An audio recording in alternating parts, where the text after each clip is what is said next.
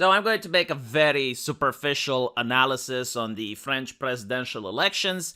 As you guys know, Emmanuel Macron managed to get 27.4% of the vote, and he's going to go up against Marine Le Pen, which had 24.2% of the vote.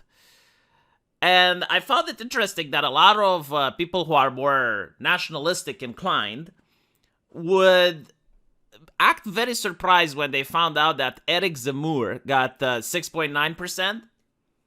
And the reality of the issue is that just because you have certain life principles and you value certain things, it doesn't mean that that reflects to the French people as a whole. I mean, Eric Zemmour, if he were to run in Hungary, where you have a different people, where you have different culture and different values, yeah, he would do a lot better. But in France, he's going to get 6.9%. And if he were to run in, I don't know, the United Kingdom, he would probably get even less than that. So a lot of people, and I see left-leaning people included, make the mistake on believing that the politicians create the electorate rather than the fact that the electorate creates the politicians. So it is true that politicians, through various machinations, can influence the electorate to a certain degree. So, for example, a politician could convince more people to go to vote. Especially if you're like a left-leaning politician in Germany and you convince more young people to go to vote, you're going to get higher percentages.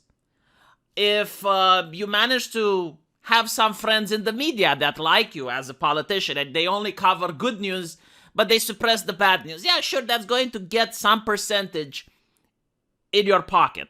And it's maybe going to take away some percentage from your opponent. But all in all, like, if there is legitimate issues in the country, the television isn't going to do much. And at the end of the day, it's still the people that get to choose their politicians. It's still the culture of the people. I mean, look in Hungary. Right? Like in Hungary, the mainstream media expected Viktor Orban to lose. And they did their absolute best in order to convince people not to vote for him. But people voted for him anyway. Why? Because of the culture. And when you look at France, for example, when Emmanuel Macron went out and he said that he's going to make the life of people who are unvaccinated very uncomfortable. Like, he's going to dedicate his time in order to frustrate people. And a lot of individuals went like, well, he is done. Like, he is absolute done. Like, there is no way people are going to vote for him after that. And I said, if you guys remember, I said, I think that's going to actually increase his voting polls. Because you now have, like, the extremists, the people at the far left who have a different culture, who have a different mindset, who believe that what's good for me is good for everyone, and people who refuse to do what I say are dumb people, and the only way to convince them is with a stick. Those people were attracted by what Emmanuel Macron said, and they're going to be on his side in the next campaign. Because, like, look, this is the mistake that a lot of people do. Certain people have principles, like, for example, liberty, freedom, and they read politics every day. So they're really involved in the political system. And because of that, they're going to have certain preferences. But then there are other people who do not share your values. There are people who do not value liberty. There are people who can value, for example, safety and equality. And those people who also read the news every day, but from a different lens, they are going to vote differently. Because they have different preferences. And those people exist. And sometimes in some countries, those people outnumber the previous group of people. While in other countries, it's the other way around. And then you also have to take into account that there are people who don't read politics at all. I mean, there are the mom and dads who go to work for 8 hours, sometimes 12. They come home. They make a meal for their family. They go to bed so that they can go to work again. Those people are going to have different opinions and different takes. And maybe those people can be influenced. And then there are efforts done by people willingly or unwillingly to suppress the number of people who vote. And what I mean by this is when you tell someone, well, voting doesn't matter. It's irrelevant. Well, when you say something like this, you need to take into account that it's a lot easier to convince 20 million people to vote for you than it is to convince 60 million. It's a lot more easy to influence a small number of the population than it would be to influence a huge number of the population. So making people be complacent, telling them not to do political activism, telling them not to bother to vote, like all of these things matter. And I do speak, at least in Romania, I have a couple, and I have a couple of people in Germany who have worked with politicians, with their aides, and the politicians, they always look at the polls. I know it sounds like, wow, like really? Yeah, they do look at the polls. Like, if you guys want an example, remember in 2016 in the United States when you had the riots, initially all the Democrats were in full support. But when the polling stopped, and you notice that even left-wing people are now starting to buy guns, and left-wing people are starting to come up against like property damage and whatnot.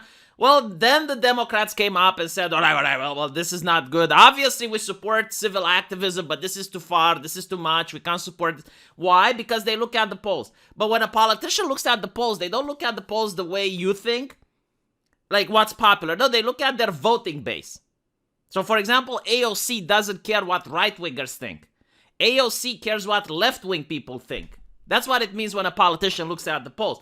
If an issue becomes proeminent left-wing, like, for example, trans rights, then they're going to start talking about it. Notice how people on the left in the US cared a lot about homeless people 10 years ago. Why? Because like that was an issue that left-wing people cared about. Now homeless people isn't something that it's in the minds of the American public. So that's why politicians don't bring it up more. What do they talk about? Well, trans rights. Because that's more important now. That is what the polls say. So if the polls say that, that's what the politicians are going to talk about. And it's the same here, right? So you shouldn't be surprised when you see Eric Zemmour getting 7%. You should understand that the French people do not think the way you do. I mean, just talk with random French people if you don't believe me. You know, you can go to Paris or you can go to France, you know, in various places, not just Paris, because usually the capital isn't necessarily reflective of the nation as a whole. And you can ask people, well, you know, go into your taxi drivers. Like, oh, what do you think about Eric Zemmour? And if you ask different people, they're going to tell you different things. And you're going to notice that, yeah, he's not really that popular. Meanwhile, Le Pen is probably a lot more popular. So this is why you get these results, all right? It's not because the politicians create the voting base, it's that the voting base creates the politician. Now, do I think Emmanuel Macron is going to win in the next election? Absolutely. And I will tell you why. Because all of the people who voted for the far left and center left and all that, they're going to vote for Emmanuel Macron. So all the votes that have been given here, even if like the particular candidate doesn't endorse Macron, the voters are definitely going to vote for him. Now, Le Pen, I think she's only going to get votes from Zemmour. And probably, you know, she might get like a couple of votes from people who really hate Macron. Like she might get votes from people that don't like Le Pen, but they don't like Macron's politics. But I don't think that's enough. And again, I'm looking at the numbers, the percentages. It's not that I'm looking at a crystal ball and I'm making an assumption or anything like that. No, I'm looking at who voted for who, what parties do they represent, what is their ideology.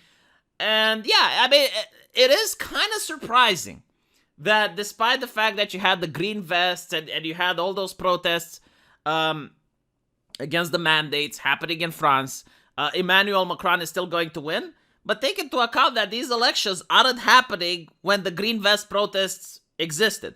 And take into account that the number of Frenchmen that prefer the mandates is actually higher than the number of people that didn't want them.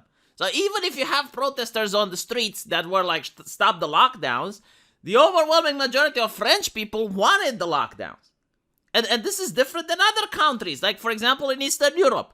Well, in Eastern Europe, when you have a country like Romania, where only at the beginning stages, like 25% of the people supported the mandates, you can't have mandates in that country.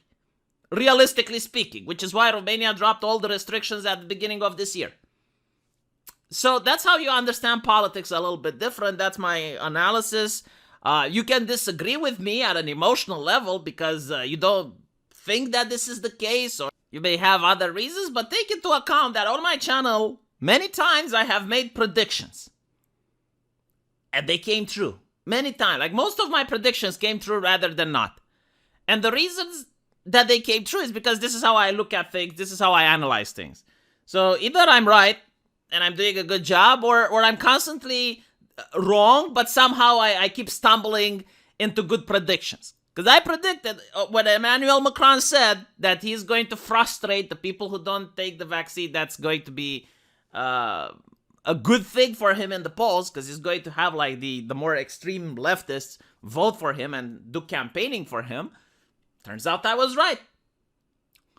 And I also predicted that, well, I don't think that Zemmour is going to make much of an imprint this election.